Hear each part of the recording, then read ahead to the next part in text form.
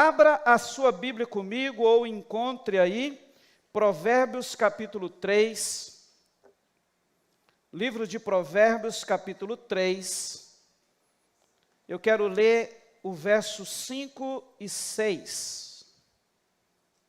Provérbios capítulo 3, verso 5 diz assim: confie no Senhor de todo o seu coração e não se apoie no seu próprio entendimento.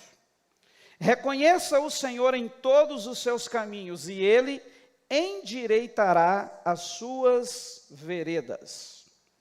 Queridos, sonhar é parte da nossa essência como seres criados por Deus. Quando nós lemos Efésios capítulo 2, versículo 10, a gente vai ver a Bíblia nos dizendo assim: pois somos feitura dele, criados em Cristo Jesus para boas obras, as quais Deus de antemão preparou para que andássemos nelas.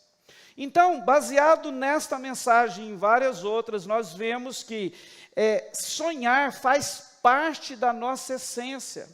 Deus colocou isso em nós de uma forma muito latente, muito clara.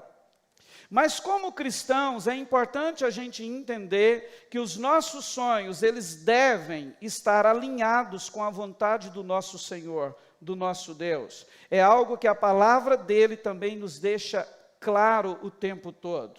Amém? Os sonhos que nascem no coração de Deus, a nosso respeito, não têm o propósito apenas de nos abençoar ou de nos impulsionar, mas também de glorificar o seu nome. A Bíblia nos ensina que Deus deseja que vivamos vidas plenas e frutíferas, e que Ele se preocupa profundamente com os desejos que habitam o nosso coração.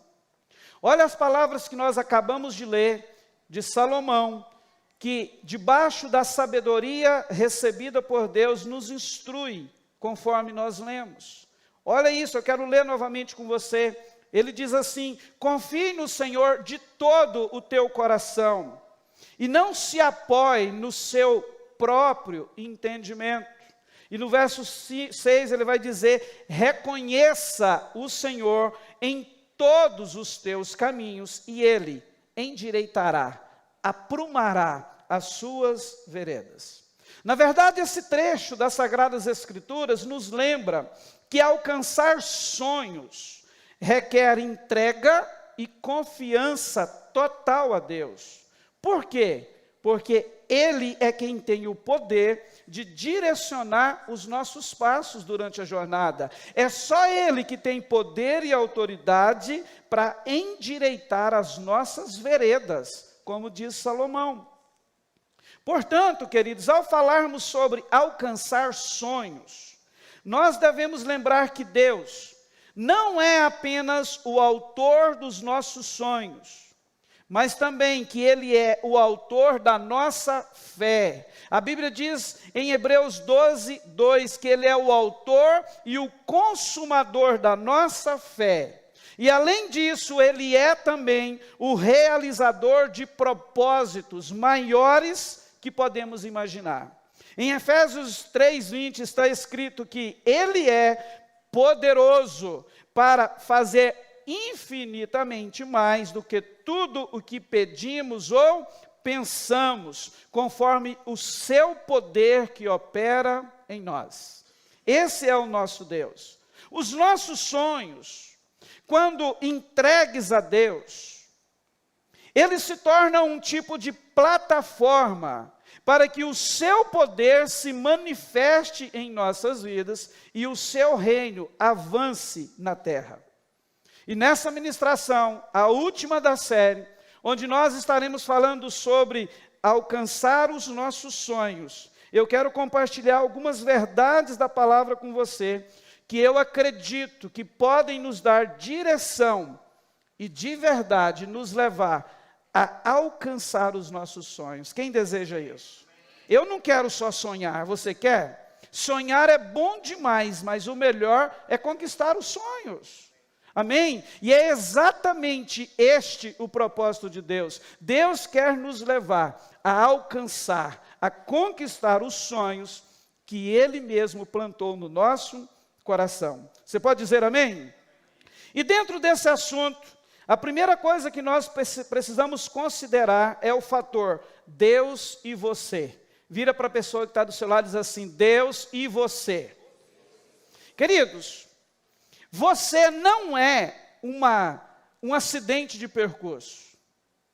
Você não veio ao mundo de qualquer jeito. Deixa eu te dizer algo. Você é uma obra-prima das mãos de Deus.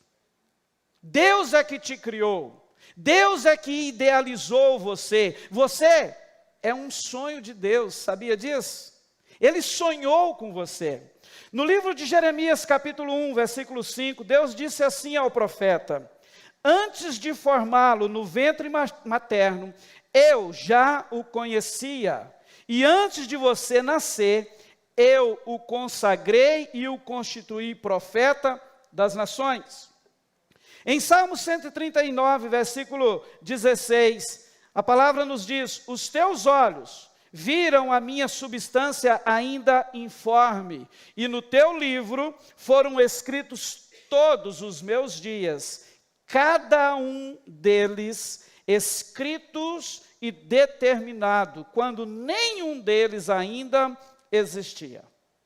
Percebe então essa verdade que trata esses textos, tanto acerca de Jeremias, quanto acerca de Davi, no Salmo 139, é uma verdade também acerca de você, acerca de nós. Nós precisamos entender que Deus não trata conosco de uma forma coletiva ou por atacado. Deus não trata com a gente como um lote, não. Ele trata na nossa individualidade. Então é por isso que nós podemos dizer, afirmar categoricamente que do mesmo jeito que ele tratou com Jeremias e ele fez com Davi, ele faz comigo e com você. Antes de você vir à existência, você já existia no coração de Deus. Ele já sonhava com você. Quando você ainda era uma gosminha no ventre da sua mãe, ele já sabia quem você era, já tinha um plano determinado para a sua vida. Ele já tinha determinado um futuro profético para a sua existência. Você crê nisso? Você pode dar glória a Deus, você pode dizer obrigado, Deus, amém? Essa é a verdade sobre você. Agora, queridos, nós precisamos entender que há sim esse plano personalizado para a nossa vida. E diante dessa verdade, nós não podemos viver desejando algo diferente disso.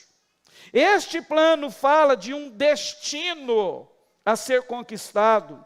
Ele fala de um destino a ser possuído por você. E isso tem bênção sem medida. Algo que talvez, e eu creio nisso, é muito mais do que aquilo que pedimos e pensamos. Essa é a verdade. Portanto, viver este plano personalizado, alcançar esse alvo, cumprir a carreira, isso aqui você também e nós precisamos entender, não é apenas chegar na glória celestial, ou seja, não é apenas ir para o céu, mas este plano também está incluso possuir tudo aquilo que Deus reservou para nós nesta vida. Amém? Porque muitas vezes parece que a gente quer acreditar que tudo que Deus tem para nós são bênçãos para eternidade, para o futuro não. Deus tem uma vida abençoada, próspera, para te entregar, para fazer acontecer na sua e na minha história aqui nessa terra. Amém? Glória a Jesus. Diante disso, nós precisamos entender que é a vontade de Deus que a gente alcance os nossos sonhos. Deixa eu te dizer algo, Ele é o mais interessado em que isso aconteça. Sabe por quê? Porque quando um sonho é alcançado, ele é glorificado, seu reino é edificado entre os homens. Então, ele é o mais interessado do que eu e você. Entenda algo, através da realização de um sonho, existe sempre um propósito de Deus estabelecido na terra. É essa que é a verdade. E é por causa disso que ele é glorificado quando alcançamos os sonhos, porque o propósito dele se estabelece. Então, queridos, nós precisamos compreender a necessidade de sonhar, e sonhar os sonhos de Deus e não os nossos. Amém? E é por causa disso que nós estamos sendo desafiados nesses dias a alinhar o nosso coração, a alinhar os nossos sonhos aos sonhos dele. Se não houver alinhamento entre nós e Deus, entre o nosso coração e o coração dele, os sonhos nossos e o dele, deixa eu te dizer algo. Nós podemos sim realizar nossos próprios desejos e anseios, sim. Todo ser humano pode. E tem um monte de gente fazendo isso, conseguindo conquistar algumas coisas, fazendo isso na sua própria força, na força do braço, do seu jeito.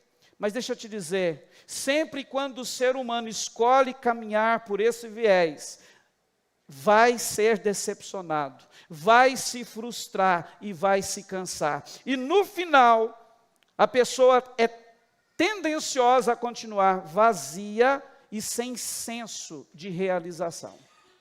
Talvez você conheça alguém assim, que um dia começou a sonhar em ganhar muito dinheiro, e a pessoa ganhou muito dinheiro, mas hoje, quando você para olhar e falar com essa pessoa, fica claro, evidente, que a única coisa que ela tem na vida é dinheiro. Não tem senso de realização, de conquista, não é feliz. Por quê? Porque conseguiu realizar um desejo, um anseio humano, simplesmente, fora do propósito de Deus.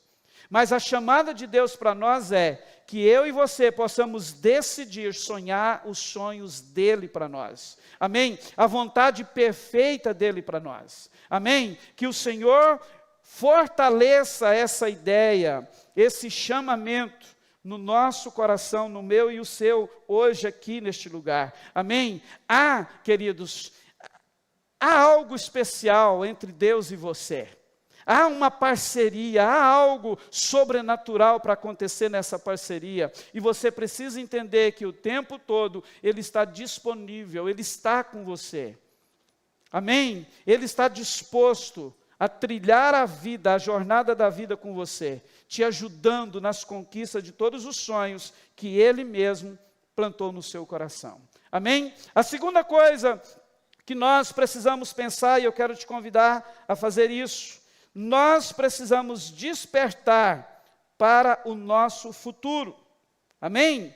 Se nós queremos alcançar os nossos sonhos, precisamos nos desprender do passado, das decepções, das frustrações, das dores, e olhar para frente de novo.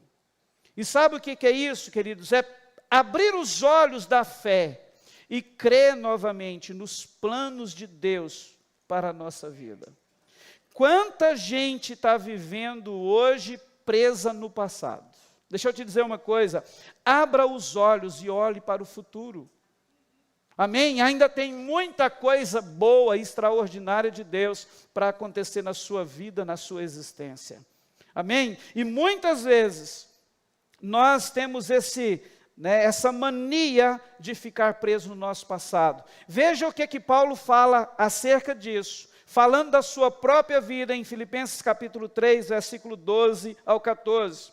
Ele olhando para a sua vida, com esse entendimento, que tinha um propósito divino, que tinha sonhos, conquistas para ele, ele olha para ele escrevendo aos Filipenses e diz assim: não que eu já tenha recebido isto, ou já tenha obtido a perfeição, mas prossigo para conquistar aquilo para o que também fui conquistado por Cristo Jesus. Irmãos, quanto a mim, não julgo havê-lo alcançado, mas uma coisa faço, esquecendo-me das coisas que ficam para trás e avançando para as que estão diante de mim, prossigo para o alvo, para o prêmio da soberana vocação de Deus em Cristo Jesus. Irmãos, é esse posicionamento, é esse comportamento que o Senhor requer de nós. O que vai adiantar, criatura, eu e você ficarmos presos, por exemplo, numa decepção que vivemos? Irmão, vai mudar alguma coisa? Vai? Algum problema?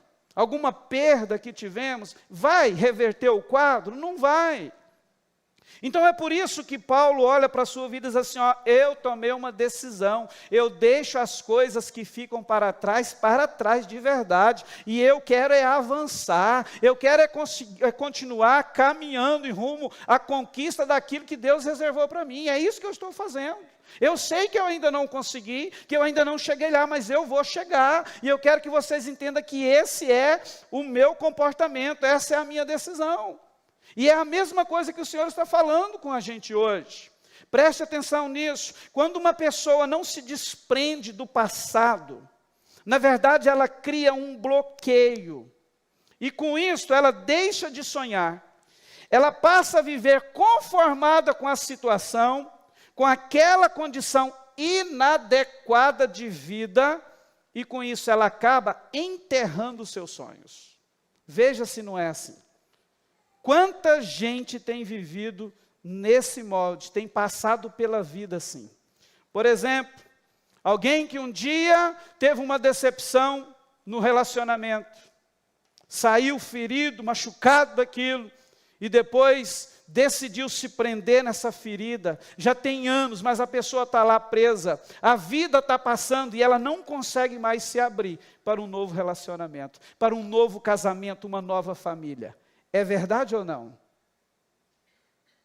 E assim, queridos, acontece em todas as áreas, no ministério, que tem de gente hoje presa no passado, porque um dia decepcionou com um pastor, com uma igreja, com alguém da família da fé lá atrás, e hoje não consegue se envolver mais, não consegue viver aquele sonho que um dia teve, de servir no reino, de servir na casa do Senhor, como foi plantado no seu coração, está preso lá atrás, está bloqueado, vivendo uma condição inadequada de vida, a pessoa sabe que é inadequado, sabe que o que está vivendo não produz realização, sentimento de pertencimento à igreja, ao reino de Deus de verdade, se sente muitas vezes um peixe fora d'água, porque entende, sabe que não está cumprindo o seu papel, porém continua presa no passado, nessa condição inadequada de vida.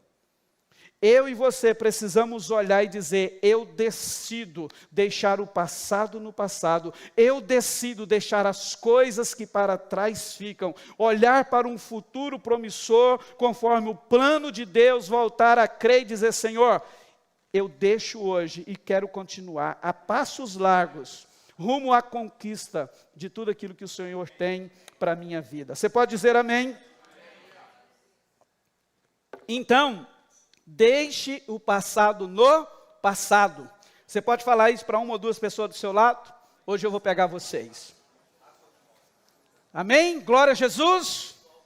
Deus tem um tempo novo para a sua vida. E não é 2025. Ele começa hoje. Amém? Em terceiro lugar, nós precisamos entender a importância da unção para o alcance dos nossos sonhos. Amém? Queridos, a unção é uma capacitação divina que permite ao cristão cumprir o propósito de Deus em sua vida, conquistando assim todos os sonhos que Ele planejou, que Ele plantou no nosso coração. A unção tem esse papel, é essa capacitação. Portanto, quando a gente olha hoje, no nosso meio cristão, o que se percebe? Tem muita gente desejando a unção, porém, negligenciam o caminho para alcançá-la. Sabe qual é o caminho? Pergunta para mim, qual é, pastor? Qual é, pastor? Mais forte, qual é, pastor? Qual é, pastor? O caminho para conseguir a unção é a obediência à palavra de Deus. Se você obedece, você recebe unção.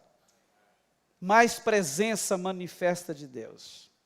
Para a gente entender melhor isso, Vamos, no contexto macro, velho e novo da Bíblia, ver o que ela nos ensina sobre o assunto. No Velho Testamento, a unção era um ato de consagrar alguém ou algo para um propósito divino. Propósito aqui é sonho de Deus, né? é desejo de Deus para o ser humano. E no Velho Testamento usava-se o óleo da unção, como nós falamos. No Novo Testamento, ela representa o poder e a capacitação do Espírito Santo na vida do cristão.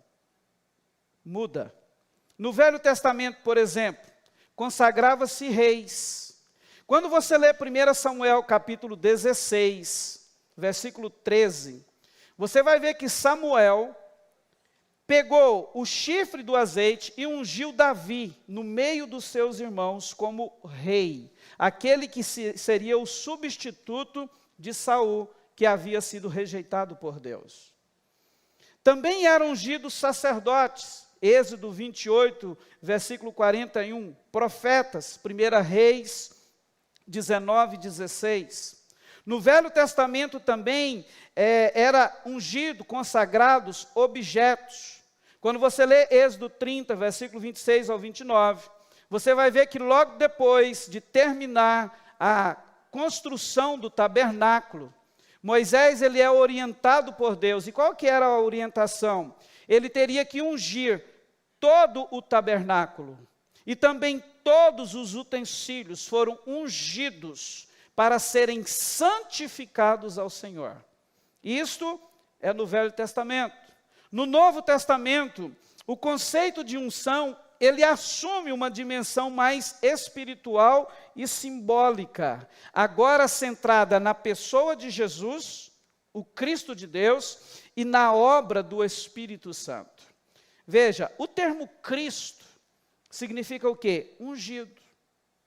Então, a gente vê a palavra de Deus apresentando Jesus como aquele que foi ungido pelo Espírito Santo para realizar a obra redentora da humanidade. Onde que nós vemos isso?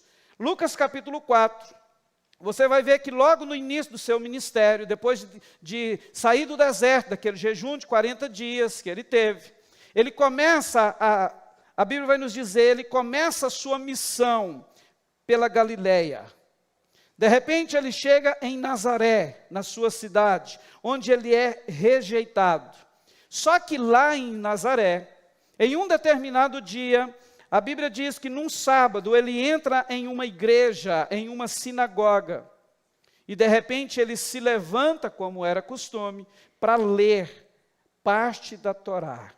E quando ele pega as Sagradas Escrituras e abre o livro, cai exatamente no livro do profeta Isaías, onde estava escrito assim, ó: o Espírito do Senhor está sobre mim, porque Ele me ungiu para evangelizar os pobres, enviou-me para proclamar libertação aos cativos, restauração da vista aos cegos, para pôr em liberdade os oprimidos e proclamar o ano aceitável do Senhor. Você não vê aqui um sacerdote pegando um chifre de azeite e derramando sobre a cabeça de Jesus e declarando que ele era ungido do Senhor agora. Não. O que aconteceu ali? Por uma providência de Deus, quando ele pega a Torá e abre, cai exatamente na profecia de Isaías acerca dele. E ele lê algo que estava acontecendo naquele exato momento na vida dele, que ele já tinha estartado o seu ministério. Amém? Agora, sobre nós, o Novo Testamento, queridos, diz que nós somos ungidos. Você é ungido. 1 João, capítulo 2, versículo 20, diz assim: mas vocês, falando para mim e para você, mas vocês têm a unção que vem do Santo, e todos têm conhecimento. Então, há uma unção sobre a sua vida. O Espírito Santo já começou isso, na minha e na sua. Quando nós um dia olhamos para Cristo e o reconhecemos, Ele entra e nos unge. Derrama uma porção dessa unção sobre nós. Agora, É importante a gente entender que a ação do Espírito Santo nos conduz a um processo de crescimento na unção, que acontece através da obediência. O Espírito Santo, Jesus nos disse que ele atuaria o tempo todo convencendo ou nos convencendo dos pecados. Como é essa atuação do Espírito Santo na vida do cristão pós-conversão e já terem recebido essa unção na conversão? Ele atua nos convencendo o tempo todo daqueles pecados que ainda insistem em permanecer na nossa vida. Quantos aqui já viveu momentos assim? Buscam a Deus, servem a Deus, mas chega determinado momento que sente o Espírito Santo dizer: você vai continuar fazendo isso? Você não vê que está errado com esse jeitinho todo dócil dele? Não é assim, queridos? O que é isso? Ele nos convencendo. E quando ele nos convence daquilo e nós resolvemos obedecer, o que acontece? Nós crescemos na unção. Então, quanto mais obedientes, mais santos nos tornamos. Consequentemente, mais ungidos. E assim, mais preparados, mais prontos para cumprir o propósito, vivendo os sonhos de Deus para nós. Quantos estão entendendo? Amém? Uma ilustração para você aguçar mais o seu entendimento. Imagina um rio, um grande rio, com muitas águas. Este rio, ele só flui livremente quando não encontra barreiras, quando não tem entulho, árvores velhas, lixo. As águas fluem tranquilamente, de uma forma abundante, nada para o fluir desse rio. Da mesma forma é a unção de Deus. Ela flui abundantemente em nossas vidas quando não há obstáculos, quando não há atos de desobediência na nossa vida. Quanto mais obedecemos, mais unção, mais graça de Deus. É interessante, queridos, que quando a gente olha, por exemplo, para Saul, por que Deus rejeitou Saul? Por causa da sua desobediência.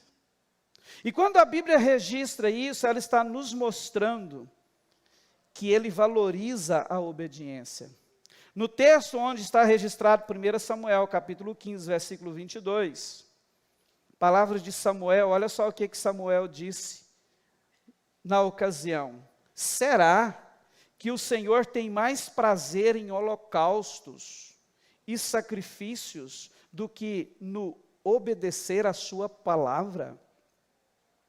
Eis que o obedecer é melhor do que o sacrificar, e o ouvir é melhor do que a gordura de carneiros. O que Deus está nos mostrando aqui? Que a obediência é melhor. Mostra para nós aqui que sacrifício não substitui a obediência. E o que Deus estava requerendo de Saul, requereu de Saul, não era sacrifício, era obediência. E se você for ler o contexto, ele pensava em sacrifício, mas esqueceu o fator obediência, desobedeceu e foi rejeitado. Quando você olha para Davi, Davi foi ungido, porque a Bíblia diz que ele era alguém segundo o coração de Deus. Não foi isso que Deus disse para o profeta? Eu escolhi alguém para ser rei no lugar de Saul, segundo o meu. Você consegue ver alguém que o próprio Deus olha para ele e diz, ele é segundo o meu coração. Você consegue olhar para essa pessoa e ver alguém desobediente a Deus? Eu não consigo. Então tudo indica que Davi foi escolhido por causa do coração obediente, submisso a Deus que ele tinha. Eu gosto muito, queridos, de uma frase de Charles Spurgeon, quando ele disse assim: a obediência não é uma moeda de troca com Deus, mas ela é o caminho para que Ele derrame suas bênçãos. Se nós não obedecemos a Deus, é insano querer contar com as bênçãos dEle. Nós precisamos entender que a obediência não é apenas saber a verdade ou escutar, ouvir, ficar sabendo. Não, não. Obediência é agir conforme o que Deus espera de nós. Ou seja, fazer segundo a sua vontade. Se nós queremos, queridos, de verdade conquistar os nossos sonhos, eu tenho para mim que talvez todos nós precisamos crescer em nossa obediência a Deus. Pode ser que isso seja o empecilho, a barreira que está impedindo muitos de nós de alcançar os sonhos, de conquistar aquilo que Deus planejou para nós. Quando a gente olha para a Bíblia, ela vai continuar dizendo de Jesus, nos apresentando Ele como o maior exemplo de obediência, de sujeição a Deus. Olha só o que ele diz em João 5:30. Eu não posso. Ele diz assim, não procuro fazer a minha vontade, a minha própria vontade, e sim a daquele que me enviou.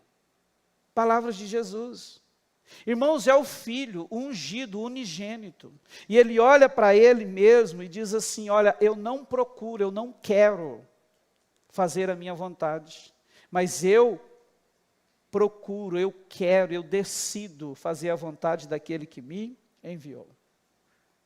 Eu não quero falar muito dele, porque na verdade eu quero explorar outros exemplos que nos ensinam sobre isso. E eu quero começar falando de Salomão. Salomão é um exemplo inspirador que nos ensina muito sobre como crescer na nossa obediência a Deus. Na segunda ministração da série, nós lemos o texto que se encontra em 1 Reis, capítulo 3, e eu quero voltar nele com você nessa oportunidade. Se você quiser encontrar aí comigo, 1 Reis, capítulo 3, no versículo 3, olha só o que a Bíblia diz. Salomão amava o Senhor, andando nos preceitos de Davi, seu pai. Ponto e vírgula. Ou seja, uma sentença encerrada. Porém, oferecia sacrifícios e queimava incenso nos lugares altos. Queridos, o texto começa afirmando que Salomão amava o Senhor. E isso demonstra que ele tinha um relacionamento sincero com Deus, que de verdade ele amava. Ele era alguém devoto, e eu posso dizer que com um desejo no coração de obedecer a Deus também. E em seguida, a gente vê o texto dizendo que Salomão andava nos preceitos de Davi, o que indica que ele seguiu os conselhos e exemplos de seu pai. Portanto, na segunda parte do texto, ela nos revela uma prática que não estava completamente alinhada à vontade de Deus. Quando a Bíblia diz assim, porém, ou seja, por mais que, porém, oferecia sacrifícios e queimava incenso nos lugares altos. E aqui nós precisamos entender algo, que vai nos mostrar como Salomão, o exemplo dele, nos ensina sobre isso, como crescer na nossa obediência, na nossa unção diante do Senhor. Queridos, esses altos, que a Bíblia diz aqui que Salomão ainda oferecia sacrifícios neles, eram lugares elevados, frequentemente usados para práticas de adoração. No caso de Israel, muitos desses locais estavam associados também a cultos pagãos. O que, se a gente for ler em Deuteronômio capítulo 12, por exemplo, você vai ver Deus dizendo que condena isso. E esse tipo de adoração era feito nesses lugares altos. Embora Salomão esteve lá sacrificando ao Senhor, você vê isso no versículo 4, quando diz que ele foi e ofereceu sacrifícios, porque era o lugar alto mais importante. Naquele altar, olha o sacrifíciozinho que ele ofereceu. Salomão ofereceu 1000 holocaustos. Então foi um baita de um sacrifício. Ele não deu uma rolinha apenas, um cabritinho, não. Ele ofereceu 1000 sacrifícios nesse dia. E deixa eu te dizer, aqui ele estava começando o seu reinado. Então, por mais que ele estava ali, oferecendo esse sacrifício, fazendo isso nos altos, mostrando, fazendo algo para Deus, a gente vê, queridos, que havia uma certa imperfeição na sua obediência e na adoração. Ele não estava ali agradando a Deus de verdade. Ele não estava ali fazendo de verdade o que Deus esperava que ele fizesse, como Deus esperava que ele fizesse. E eu quero te mostrar isso. Isto reflete o contexto da época. Qual era o contexto? Nesse tempo aqui, o templo de Jerusalém ainda não havia sido construído. Ou seja, o culto ainda não tinha sido centralizado de uma forma plena em um lugar só. O templo não existia ainda. Então, queridos, Salomão, ele assume, nesse contexto, o trono no lugar de Davi. E como era a questão do tabernáculo?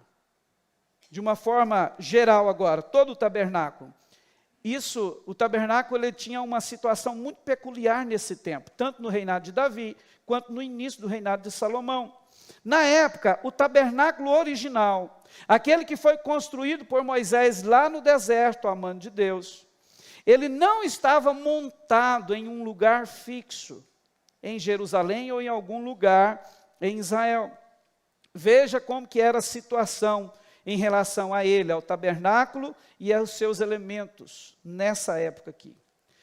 Parte do tabernáculo, quase todo ele, estava em Gibeão, que ficava a cerca de 10 quilômetros de Jerusalém. Gibeão era considerado um local de culto. E nesse lugar onde Salomão foi sacrificar, estava parte do tabernáculo e também o altar de bronze original estava lá, nesse lugar. Era usado para sacrifício. Estão comigo? A Arca da Aliança, que era a peça mais importante do tabernáculo, não estava em Gibeão. Davi já tinha levado ela para Jerusalém. Lembra daquele episódio, quando ele pega o trono, a arca está com os filisteus, ele entra em guerra com os filisteus, toma a arca, quando ele vai trazendo, acontece um acidente, eles deixam a arca num período na casa de Obed-edom, depois disso, Davi vai lá, pega a arca na casa de Obed-edom e traz para Jerusalém, e a Bíblia vai nos dizer, em 2 Samuel capítulo 6, que Davi prepara uma tenda, especialmente para colocar a arca em Jerusalém. E ele coloca essa arca em Jerusalém. Então, olha o contexto. Havia uma separação entre a arca e o restante do tabernáculo. Parte estava em Gibeão, a arca em Jerusalém. A arca, veja isso comigo, era a peça que simbolizava a presença de Deus entre o povo. Então, queridos, essa separação era algo transitório. Quando você lê a história de Davi, você vai ver a Bíblia dizendo que tinha um desejo no coração dele de construir a casa de Deus. E por que ele queria fazer isso? Ele queria centralizar o culto em Jerusalém, no templo. No entanto, a construção desse templo não aconteceu. Deus não permitiu que Davi o fizesse. E ele seria exatamente o substituto do tabernáculo. O templo que ele queria tanto fazer. Salomão, no início de seu reinado, o que ele faz? Ele pega toda a sua turma e vai para Gibeão, para oferecer sacrifícios a Deus no altar de bronze, como nós lemos aqui no versículo 4 e também no versículo 5 de 1 Reis 3. Foi nesse contexto, irmãos, eu acredito que depois desse sacrifício, talvez na noite seguinte, é que ele teve o sonho de que falamos na segunda ministração. No sonho, Deus vira para ele e diz assim: peço o que você quer que eu lhe dê. Lembram disso? Foi depois desse sacrifício. Deus aparece para ele em sonho e faz essa pergunta: pode pedir, meu filho, o que você quiser que eu vou fazer. E aí ele faz aquele pedido, e Deus o surpreende, diz que vai dar para ele não só o que ele pediu, mas muito mais. E aí o que acontece? Depois do sonho, a Bíblia vai dizer que ele acorda. Vamos ler o texto? Agora 1 Reis 3,15.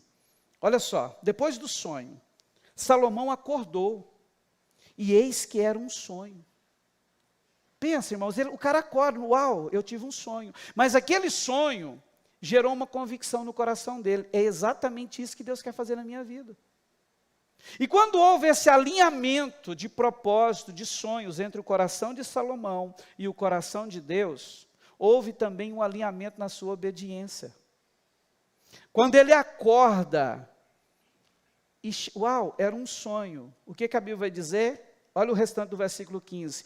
Voltou para Jerusalém, pôs-se diante da arca da aliança do Senhor, ofereceu holocaustos, apresentou ofertas pacíficas e deu um banquete a todos os seus oficiais.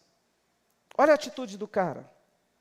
Depois do sonho, entendendo o propósito, entendendo os sonhos de Deus a seu respeito, o que Salomão vê?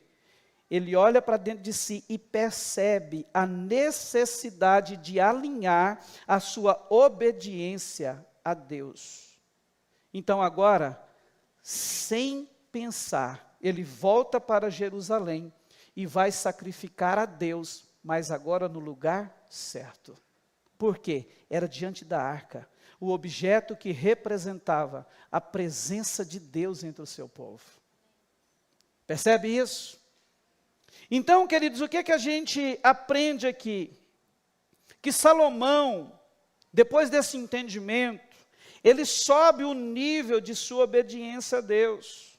Se antes sacrificava nos altos, agora ele decide fazer diante da arca, porque era a presença de Deus entre o seu povo, ou seja, ele passou a fazer o certo, do jeito certo, no lugar certo.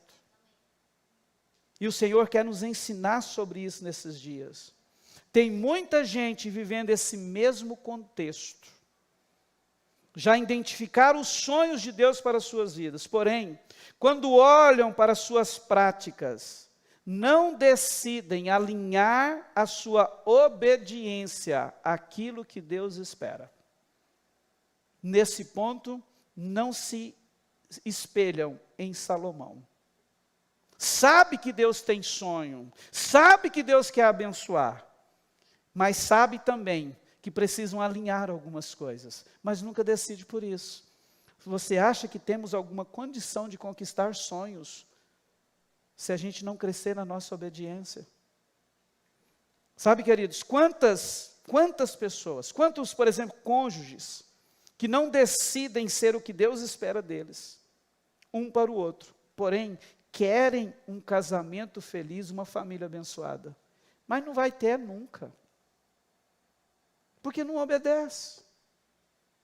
Quantas pessoas querem ter uma vida financeira abençoada, mas não honra a Deus com as suas finanças, não dizima, não entrega uma oferta, não abençoa ninguém, não semeia na vida de ninguém.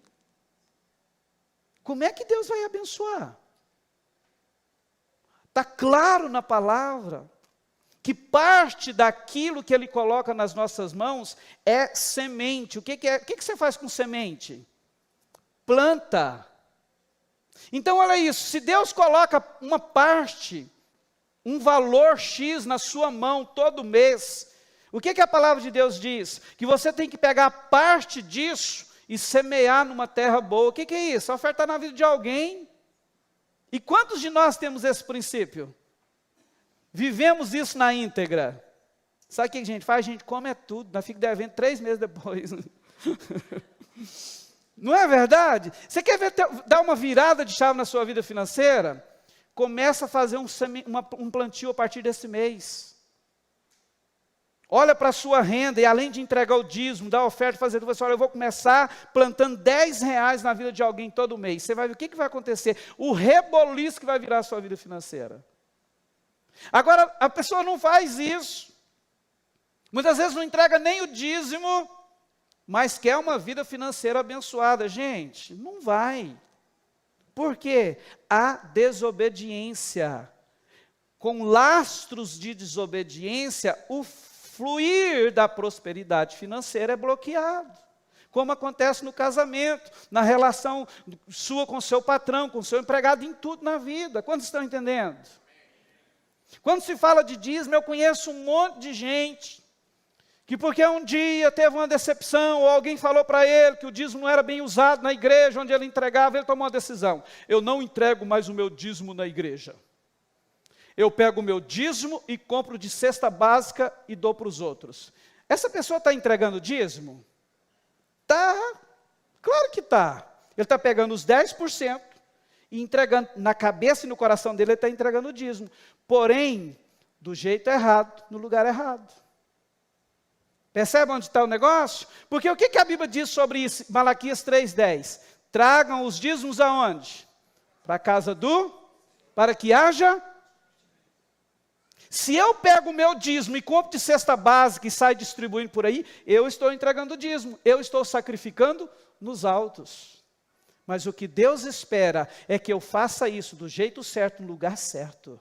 Quantos estão entendendo? Irmãos, é isso que a gente precisa compreender. Entende?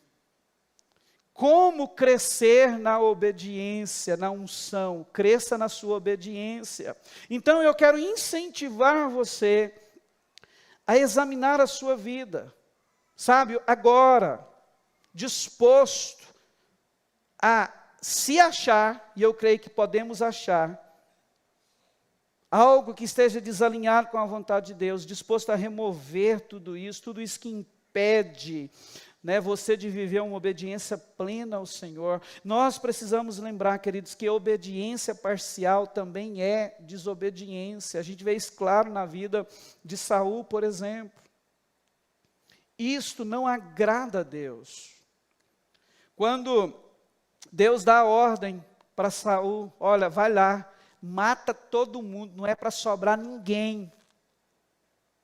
O que Saul fez? Pegou as vacas gordas do inimigo, deixou Agag vivo. Quando Samuel chega no arraial, ele escuta os mugidos dos animais e diz assim: que é isso que está acontecendo? Que barulho de animal é esse? Saul vira para ele e diz assim: nós preservamos o melhor. Irmãos, olha isso, o melhor da criação, mas é para sacrificar a Deus. Percebe? Mas não foi isso que Deus disse: mata tudo, é para destruir tudo. Então, obediência parcial é desobediência. Nós precisamos aprender a obedecer a Deus na risca. O que Ele falou é, o que Ele te pediu é o que eu e você temos que fazer. Amém? A gente vê isso, queridos, na vida de Salomão, esse crescimento, essa coisa extraordinária. Olha só, logo depois que ele teve eu vou usar essa expressão, esse alargamento no seu entendimento acerca do propósito divino para a sua vida, que foi quando ele sonhou. Tudo na vida dele começou com esse sonho. Ele sonha, recebe uma mensagem poderosa, um propósito de Deus na sua vida. Ele acorda, vai para Jerusalém e faz isso aqui que nós lemos no versículo 15. Diante da arca, ele oferece sacrifícios e ofertas pacíficas e dá um banquete para todo mundo. Logo depois, a Bíblia vai mostrar já um Salomão vivendo o sonho que ele teve. Qual que é o contexto do logo depois aqui do versículo 15? Ele agora já aparece julgando uma causa. Qual era a causa? Da mãe e do filho vivo. Quem já leu essa história? O que a Bíblia vai narrar? Que duas mulheres teve os filhos na mesma noite. Enquanto elas dormiam, uma deitou em cima do filho e matou o menino dela. Ela acordou, ela pega o filho morto, vai lá e substitui, coloca o morto para o outro e pega o vivo. E quando aquela mãe acorda, Ela confere no menino, não, esse menino não é meu, esse é o meu, e vira aquela briga entre as duas. E as duas vêm diante de Salomão. Pensa, não, o filho é meu, o morto é dela, o vivo é meu, o vivo é dela, essa briga entre Salomão. De repente ele vira e diz assim, corta o menino no meio, e dá um pedaço para cada um, e a gente resolve a questão. Aí o que aconteceu? Nesse momento, quando ele libera a sentença para resolver a causa, o sentimento materno grita mais forte no coração da verdadeira mãe do menino vivo, e ela diz assim, não, rei, não faça isso com a criança, pode dar o menino a ela. Enquanto isso, a outra estava lá, está vendo? Nem meu, nem seu. Você não ficou também não. Né? A mãe malvada estava lá falando isso, zombando a outra. O que Salomão fez? Não mate o menino, pega ele e dá para essa aqui, porque essa é a mãe verdadeira dele. Você vai ver o texto dizendo que quando o povo viu tamanha sabedoria em julgar essa causa, eles ficaram espantados, porque aquilo não era costume. E o que Deus disse para ele no sonho? Eu vou te dar sabedoria, e ninguém, antes e depois, vai ser tão sábio quanto você. Percebe? Então, queridos, a gente vê ele logo em seguida, vivendo o sonho de Deus para a sua vida, se tornando esse homem sábio, que impactaria o seu reinado, a sua geração. Quando a gente olha para isso, queridos, a gente pode afirmar, você quer crescer na unção? Sim ou não? Então, cresça na obediência. Quando nós crescemos na unção e na obediência, o que acontece? A nossa resposta a Deus em relação àquilo que Ele confia nas nossas mãos vai acontecer, vai ser maior. Foi assim com Salomão. O outro exemplo que eu quero usar para você, foi assim com José, que também foi alvo das nossas falas nesses dias. Gênesis 37 vai nos dizer, vai nos mostrar um momento em que ele recebe os sonhos da parte de Deus. Os dois sonhos que José teve demonstravam claramente que ele seria sim colocado em uma posição de superioridade diante de toda a sua família, irmãos, pai e mãe. Porém, quando você lê toda a história, você vai ver que José, mesmo tendo o sonho, ele continuou vivendo o momento, fazendo o que tinha que fazer, obedecendo, servindo no que tinha que servir na casa do seu pai. Ele não mudou, a sua essência não mudou, porque agora eu sei que eu vou ser colocado até sobre você, pai. Ele não mudou, pelo contrário, ele continuou ali com o coração humilde, obediente e de servo na casa do seu pai. E a obediência de José, queridos, foi... Eu gosto dessa expressão de usar isso, eu vejo ela como uma força motora que o conduziu ao caminho da conquista dos seus sonhos. Depois disso, o que a gente vê? Esperava por ele uma cisterna, a casa de Potifar, a prisão e logo depois o trono do governo do Egito. Mas como é que ele chegou no primeiro estágio desse caminho ao trono do Egito, que foi a cisterna? Obedecendo ao seu pai. Quando você lê o texto, você vai ver que em um determinado momento, os irmãos dele estavam cuidando das ovelhas do pai, em outra área, longe de casa, perto de Siquém. Jacó, Israel, chega para José e diz assim, José, os teus irmãos estão pastoreando as ovelhas, provavelmente eles devem estar nas proximidades de Siquém. Filhote, dá uma ida lá, veja como seus irmãos estão, vai lá, observa tudo, traz notícias dos seus irmãos para papai. Irmão José, olha só, o cara já tinha recebido um sonho. Espera aí, eu não, que eles se cuidem para lá. Ah, conversa é essa, pai? Ele poderia ter falado assim, que conversa é essa, pai? Deus já me disse que vai me colocar sobre todos vocês, não vou fazer isso não. Deixa eles que se virem para lá. Mas quando você lê o texto, sabe o que José fez? Pianinho, obedeceu o pai e foi lá. Ver olhar, observar como os irmãos estavam, na intenção de trazer a notícia para o pai. E aí aconteceu o episódio, os irmãos ficam gritados, lá vem esse sonhadorzinho. Olha lá, vamos fazer o seguinte, vamos jogar ele na cisterna. Foi onde jogaram ele na cisterna. E ali começou a saga dele, que o destino foi o trono do Egito. Se ele não tivesse obedecido o pai, a cisterna talvez nunca tinha acontecido na vida de José. Se a cisterna não tivesse acontecido na vida de José, muito provavelmente o trono do Egito também não tinha. Percebe o fruto da obediência, da unção? E se você for olhar em todo o contexto, na casa de Potifar, ele obedecia, ele honrava Potifar, a ponto daquele homem olhar para ele e dizer assim, tem alguma coisa diferente na vida desse cara, porque tudo que eu coloco na mão dele prospera. Potifar, um homem ímpio, olhou para José e viu Deus, a presença manifesta de Deus na vida de José. Porque a obediência atrai unção, e a unção nos leva à conquista. De repente um menino está lá na casa de Potifar, um escravo governando a casa do seu senhor. Irmãos, isso para o nosso entendimento humano, isso não cabe. Veja se não foi assim com ele em toda a sua trajetória. Sim ou não? A mesma coisa aconteceu com Davi. Davi, queridos, foi ungido rei, aquele que assumiria o trono no lugar de Saul. Você consegue entender, ou pelo menos tentar imaginar, eu faço isso muito, com textos como esse e outros, aquele momento em que Samuel está lá na casa de Jessé, passa-se todos os filhos, e Samuel diz, não é nenhum deles, acabaram os seus filhos.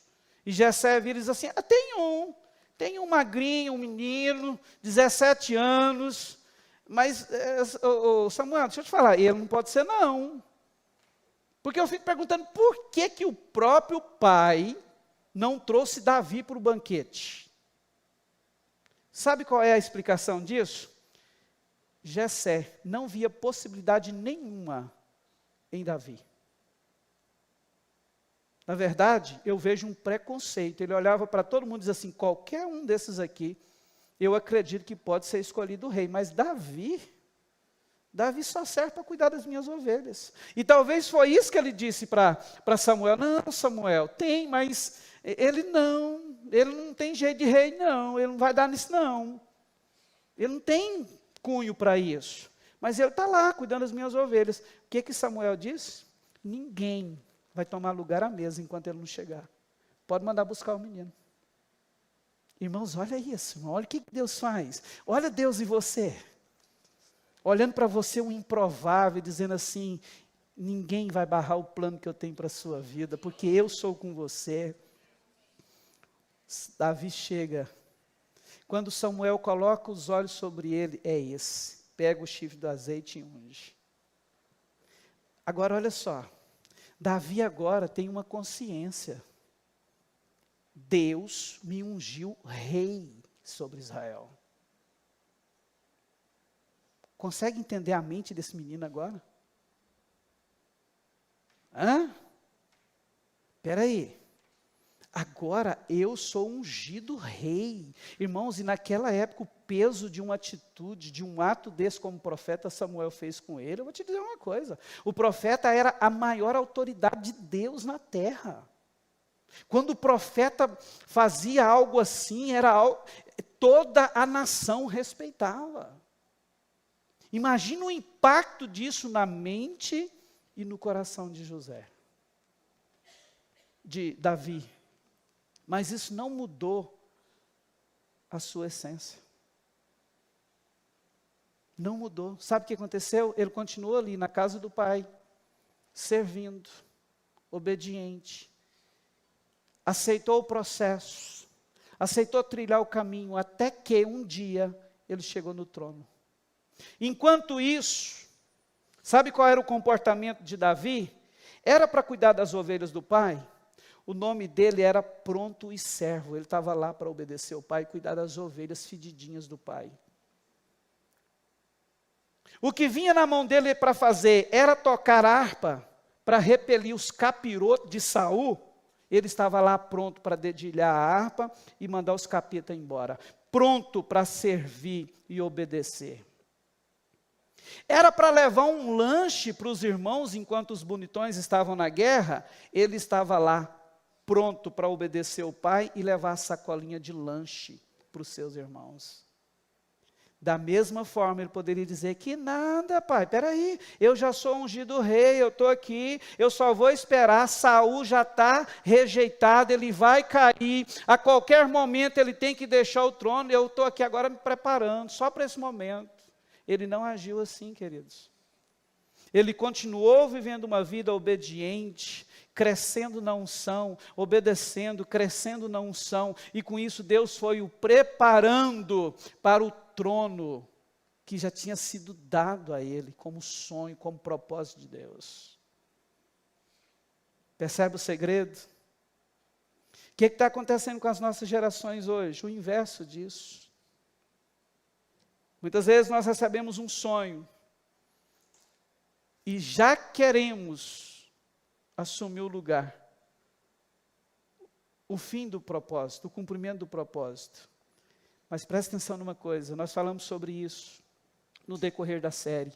Entre o sonhar e o realizar, tem um caminho, tem um processo. Se eu e você não estivermos dispostos a nos submeter a esse processo, esquece conquista, esquece realização. A gente vê isso na vida desses homens. Irmãos, eu vibro com isso aqui. Quando Israel estava lá em guerra contra os filisteus, Jessé chega para Davi e diz assim: Davi, seus irmãos estão lá, já tem dias que estão em guerra. Meu filho, vai lá, larga essas ovelhas aí um pouquinho, vai lá, eu preciso saber notícias deles, como eles estão. Pega aqui essa sacolinha, leva lanche para eles. Pega essa outra sacolinha de queijo. Irmão, não tinha queijo naquela época. Será que os mineiros vieram, foi de lá? Pega essa sacolinha de queijo, esses queijos, essa sacolinha de lanche, você vai levar para os seus irmãos. Esses queijos, dá para os oficiais do exército. Irmãos, Davi com coração humilde, obediente ao pai. Irmãos, quantos filhos aqui hoje não obedecem os pais dentro de casa? Nem para lavar uma louça. Ah, Jesus, me ajuda. Nem para arrumar uma cama. Davi escuta Jessé. Pega aqui, Davi. Eles estão lá em guerra, vai lá. Leva um lanchinho para eles. Irmão, pensa, Davi, todo feliz em obedecendo ao pai. Mas não era um Davi qualquer, era um Davi que já havia recebido a unção para ser rei. Irmãos, estão conseguindo entender a minha linha de raciocínio? Ele tinha tudo para virar para o pai e dizer assim: ah, pai, para, não sou menino de carregar lanche mais não, sou rei.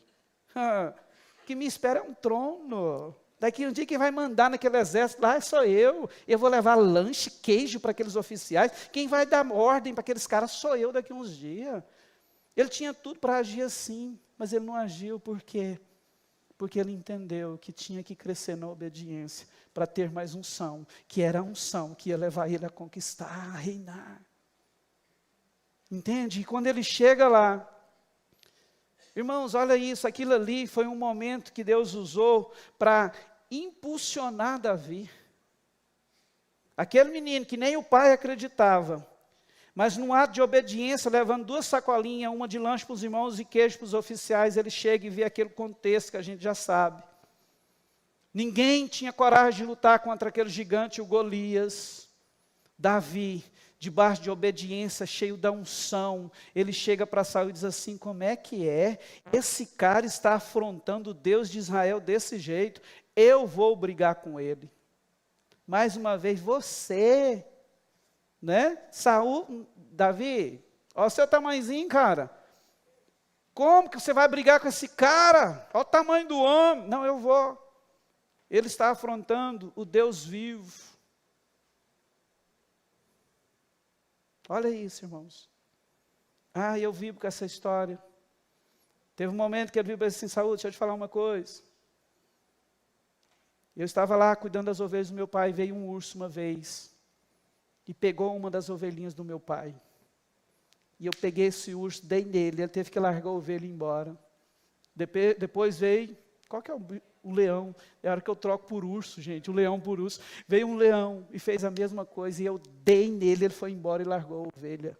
Deixa eu te dizer uma coisa, Saul. Do mesmo jeito que Deus me entregou esses 2 animais nas mãos, Ele vai me entregar esse filisteu. Irmãos, olha a unção, a autoridade desse cara. Agora, presta atenção numa coisa, ele só teve a experiência com os 2 animais lá atrás, porque ele obedeceu o pai em cuidar das ovelhas. Obedecendo, trouxe unção na obediência sobre a vida dele, autoridade. Nós precisamos entender que nós temos que crescer na nossa obediência a Deus. Hoje, irmãos, a gente está tomando caminhos totalmente opostos. Quantas vezes tem pessoas que sabem que Deus tem planos, sonhos extraordinários para eles em todas as áreas, mas não querem entrar no caminho de obediência? Na igreja a gente vê isso demais. Pessoas que já olharam debaixo de oração e jejum, tá? Entenderam o seu chamado. Ah, não, Deus me chamou para ser pastor. E aí, não quer fazer mais nada na igreja, porque acha que já é. Não, irmão, você vai ser. Entendeu? Até você chegar lá, talvez Deus vai querer fazer de você um ótimo recepcionista na sua igreja, um ótimo líder de célula, um ótimo pastor de adolescente, anfitrião de célula, discípulo, alguém que vai cuidar da limpeza da igreja. Aí, depois, ele vai te entregar uma igreja para você pastorear, queridinho de papai. Não é assim, não. Entende? Não. Deus falou comigo que eu vou ser pastor, então... Negócio de liderar célula? Não, eu já quero cuidar de apóstolo. Não quero nem cuidar de ovelha, essas ovelhinhas merrequinhas, não, quero cuidar agora de apóstolo para cima, que Deus me falou, que pode até ser que Deus falou e eu acredito, mas entenda o processo. Entende? Entenda o processo. Se não tiver um coração disposto a entrar nesse caminho de obediência, talvez o sonho nunca vai acontecer, porque a nossa desobediência obstrui o fluir da unção, que nos capacita a viver a conquista. Quantos estão entendendo? Então, queridos, qual que é o desejo do meu coração? Examine a sua vida. Examine a sua vida. Irmãos, isso aqui, eu estou tocando essa questão de ministério, mas vale para tudo. Você quer ver outro exemplo? Deus te disse que você vai ser um empresário de sucesso. Quantos recebem isso aqui? Mas como é que você trata o patrão onde você trabalha hoje? Você honra o seu chefe? Você cuida da função que você tem na empresa onde você está empregado hoje, como se aquela empresa fosse sua? Hã? Você obedece o seu chefe? Você se submete a ele? Mesmo sabendo que você tem uma palavra que ele vai fazer de você um grande empreendedor? Deixa eu te dizer uma coisa. Esse caminho de obediência ao chefe que você tem hoje vai te preparar para ser um chefe de sucesso lá na frente, quando você tiver dezenas e centenas de empregados na sua empresa. Se você não entender isso, talvez o seu sonho nunca vai acontecer, porque tem desobediência. Percebe? Deixa eu tocar nessa outra área que está me vindo aqui. Um monte de jovens quer casar hoje. Sim ou não? Irmãos, mas vive uma vida dentro de casa. Vive uma vida dentro de casa que não sujeita aos pais em nada. Não lava um garfo dentro de casa. Não dobra a coberta que cobre a noite do frio. É verdade ou não? Quer casar. Pode até ser que você case assim. Mas lembra? Você vai casar por sua conta, mas você vai se decepcionar, frustrar. Porque se você não aprender a ser um bom filho, uma boa filha, você não será um bom marido e uma boa esposa. E o caminho para Deus te dar um esposo é fazendo de você uma boa filha. O caminho para que Ele te dê uma esposa é fazendo de você um bom filho. Se casar fora desse processo, pode até casar, mas a chance de dar ruim, irmãos, é grande demais. Por quê? Eu casei. É vontade de Deus para a minha vida? É, mas fiz do jeito errado, não respeitei o processo, não me submeti à vontade de Deus para a minha vida. Quantos estão pegando as chaves aí? Fui coach agora, não foi? Pega essa chave, irmão. Então obedeça o seu pai, criatura. Quer ser um marido de sucesso? Obedeça. Irmãos, mas é isso. Mas não é, irmãos. Isso é em tudo na vida.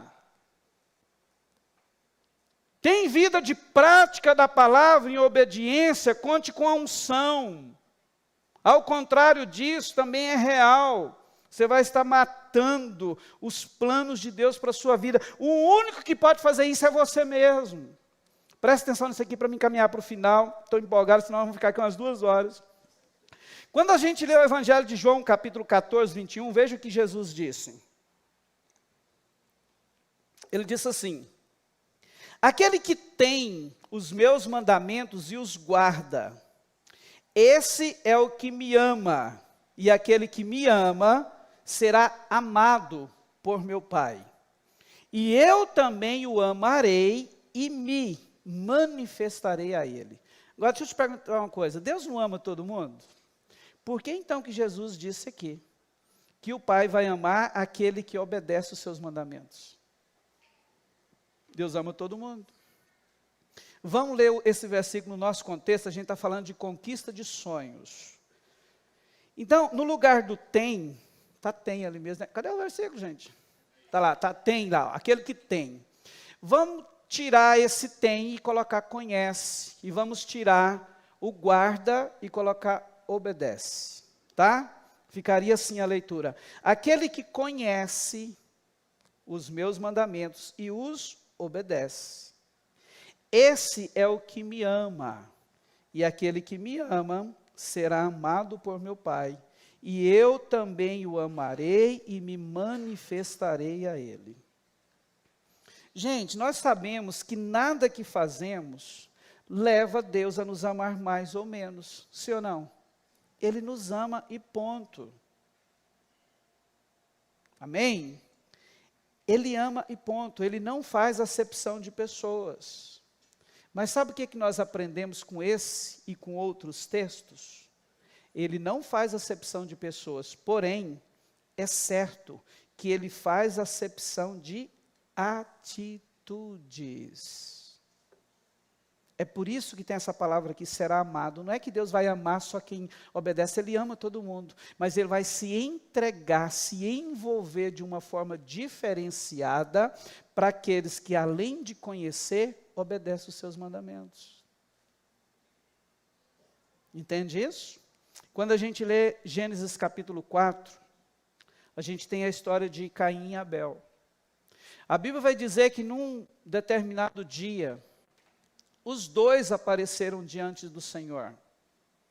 Caim, irmãos, olha isso, trouxe das primícias da sua colheita uma oferta ao Senhor. Deixa eu até ler o texto. Olha só, diz assim, ó, Caim trouxe, não das primícias, mas do fruto da terra. Versículo 3, aconteceu que ao fim de um certo tempo, Caim trouxe do fruto da terra uma oferta ao Senhor.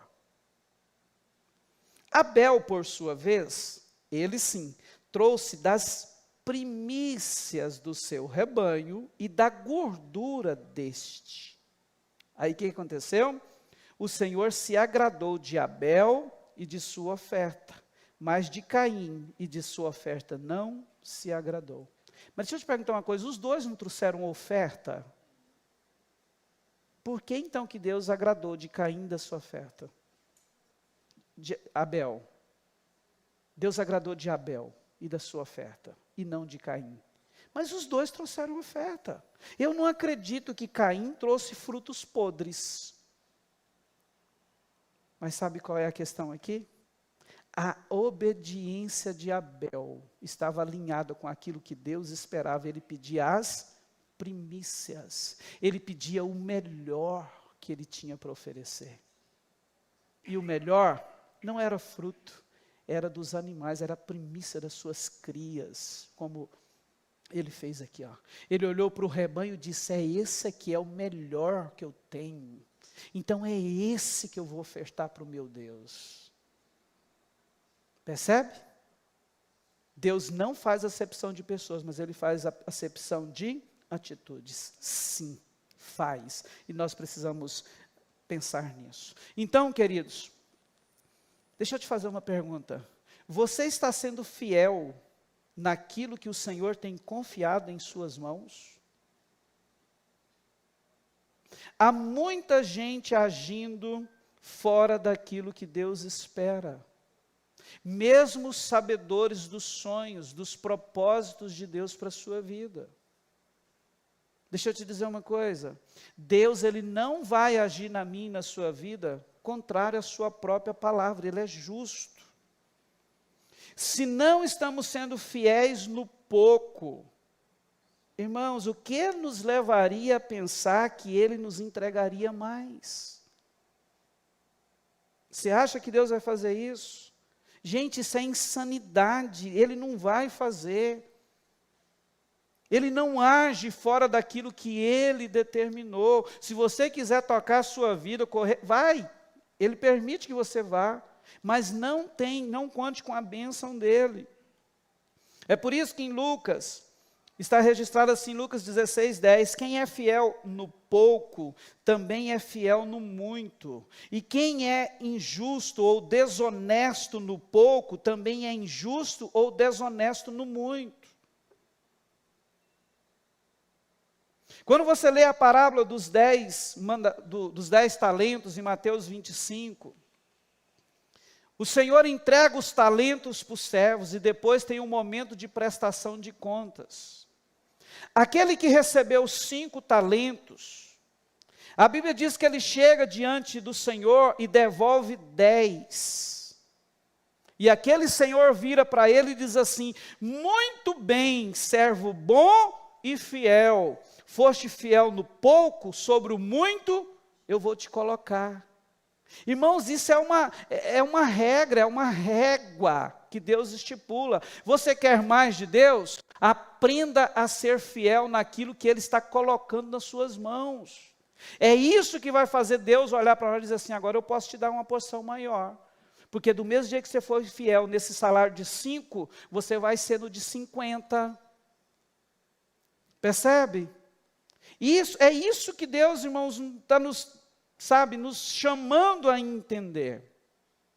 E para encerrar, preste atenção no que está escrito em Isaías, capítulo 1, versículo 19. Deus diz assim para nós hoje: se estiverem dispostos e me ouvirem, ouvir aqui é obedecer. Se estiverem dispostos a me ouvirem, vocês comerão o melhor desta terra. Deixa eu te dizer uma coisa. Você poderia estar em qualquer outro lugar hoje ouvindo uma palavra coach. Tem um leão dentro de você. Levanta, você vai conquistar os seus sonhos. Vai, grita, uau! Você poderia estar em qualquer lugar e sair de lá pipocando, achando que o mundo ia virar, porque você ouviu uma palavra. Deixa eu te falar uma coisa. Eu não estou aqui para dizer que tem um leão dentro de você. Eu estou aqui para dizer que tem o Espírito Santo dentro de você. E Ele quer trabalhar você, te ensinar a entrar num nível maior de obediência, porque isso vai atrair unção, e é a unção de Deus que nos leva às conquistas. Entendendo que tem um processo, tem um tempo certo, onde Deus vai usar para trabalhar a nossa vida, nos preparar para todas as conquistas dessa vida rica, frutífera que Ele tem para nós. Amém? Então, queridos, eu quero desafiar você a olhar e dizer: Deus, eu quero comer o melhor dessa terra, mas eu decido, eu tenho entendido a importância de aprender a te ouvir, de entrar em um nível maior de obediência. Amém? Glória a Deus. Nesses dias, queridos, Deus tem nos apontado um caminho. E eu acredito, como eu estou sendo ministrado por isso nesse tempo, um caminho pelo qual, sim, nós podemos alcançar os nossos sonhos, conquistar tudo aquilo que Ele reservou, planejou para nós antes mesmo da nossa vinda a este mundo, a esta existência. Para isso, Ele tem nos falado desde o início, que nós não precisamos desistir dos nossos sonhos, porque foi Ele mesmo que plantou esses sonhos no nosso coração. Ele tem nos ensinado que nós podemos transformá-los em conquistas. E como fazemos isso? Quando alinhamos os nossos sonhos aos sonhos de Deus, quando alinhamos o nosso coração ao coração de Deus. E por último hoje, Deus está nos dizendo que nós podemos alcançar os nossos sonhos. E como podemos alcançá-los? Considerando o fator Deus e você é obra-prima nas mãos de Deus. Ele trata na sua individualidade, Ele está com os olhos voltados para a sua vida, para guiar você, endireitando a sua jornada. Ele quer te levar a desprender-se do passado, porque há um futuro glorioso, há um futuro de conquistas para a sua vida. Mas para isso também, Ele está nos dizendo, resolva viver uma vida de obediência à minha palavra. Seja fiel em tudo aquilo que Ele está colocando nas suas mãos. Cresça em obediência, receba mais unção e conquiste. É isso que Ele está nos falando. E diante disso, eu quero deixar aqui alguns conselhos práticos e rápidos a você. Se você tem entendido essa mensagem nesses dias, primeiro conselho, evite contar os seus sonhos aos matadores de sonhos. Tem gente que não vai sonhar com você. Tem gente que vai olhar para você e dizer assim, você quer isso? Evite compartilhar os teus sonhos, o seu coração com esse tipo de gente. Compartilhe assim com as pessoas que vão sonhar, que vão torcer por você, que vão se alegrar quando vê as conquistas na sua vida. É com esses que nós temos que compartilhar. Sinta-se merecedor. Deixa eu te dizer algo. Você é filho de Deus. Deus te criou com um propósito. Então Ele olha para você e diz, você merece, criatura, entenda o meu coração e conquiste. Sabe, queridos, quantas vezes nós mesmos corremos o risco de olhar para o sonho que Deus coloca no nosso coração e usar aquela expressão, eu detesto ela, olha para aquilo, vê, vislumbra o que Deus determinou para nós, e olha assim, nossa, mas isso é muita areia para o meu caminhãozinho. Que muita areia nada, se o sonho foi plantado no seu coração por Deus, é teu, pega, parta para cima dele, viva, entenda, que se Deus plantou é porque você merece, Ele é quem criou você. Que conversa é essa de olhar, não. Irmãos, com esse sentimento, sabe o que está acontecendo? O que a gente vê hoje? Tem muitas pessoas que são super inteligentes, valorosas, honestas, capazes, fiéis a Deus, mas não conseguem romper com uma vida de mediocridade, porque não conseguem se ver merecedoras das bênçãos de Deus. Se Ele decidiu um sonho para você, quem é você, quem somos nós para dizer, eu não mereço? Não, irmão, merece sim. E se você entender isso, vai acontecer. Mais um conselho, assuma que você é um sonhador, uma sonhadora. Abrace os sonhos nobres que Deus colocou no seu coração. É para ter um casamento feliz, você vai ter. É para ter uma família bem-sucedida, você vai ter. Abrace isso, lute por isso. É para ganhar sua família para Jesus, você vai ganhar sua família para Jesus. Entende? Abrace, deixa isso fazer parte da sua corrente sanguínea. Entende? Isso precisa ferver dentro de você. É prosperidade nas finanças. Para viver melhor, para ajudar mais na obra de Deus, para socorrer o pobre, o necessitado. Assuma esse sonho e busque a concretização deles. é para fazer discípulo, comece a fazer discípulo, comece a derramar sobre a vida de outras pessoas a porção divina que Ele já te deu, a unção, a graça de Deus que está na sua vida. Tem um desejo, Deus disse que vai fazer de você um empresário de sucesso, um grande médico, um juiz, um advogado, um pastor, um missionário. Abrace isso e decida ser por e para Jesus. Entende? É esse que tem que ser o nosso posicionamento, queridos. Deseja alcançar os seus sonhos, decida, eu vou alcançar, eu vou viver todos eles para a glória de Deus. Deus vai se manifestar na minha vida, o nome dele será glorificado através desses sonhos. Se você crê nisso, eu quero te convidar a se colocar de pé no seu lugar agora, e nós vamos orar, queridos. Nós vamos orar nesta noite. Toda mente que está obstruída, que não consegue obedecer a Deus, vai cair por terra. Sabe, há um fluir de Deus que está dizendo para você, há um novo tempo. E não é uma virada de ano, é um alinhamento de coração. Sabe, há um novo tempo para a sua vida, há uma nova estação chegando, há um lugar de prosperidade e conquista que Deus quer te colocar. Mas o que precisa é esse entendimento de andar, de viver conforme a sua vontade. Nós viveremos para comer o melhor dessa terra. Então, diante dessa verdade, comece a orar. Deixa eu te dizer, creia, caminhe crendo, lute crendo, viva crendo. Amém? Ficou difícil? Piorou a situação? Continue crendo, profetize. Não foi isso que José fez? Saiu da cisterna, foi vendido a escravo, é colocado como escravo na casa de Potifar, sai daquele lugar, colocado no presídio, mas ele está ali, piorou. Não culpe a Deus, creia, profetize, pois a verdade sobre a sua vida jamais será aquilo que as adversidades, os problemas dizem, mas é o plano de Deus, é a vontade de Deus, é a palavra de Deus. Essa é a verdade sobre a sua vida.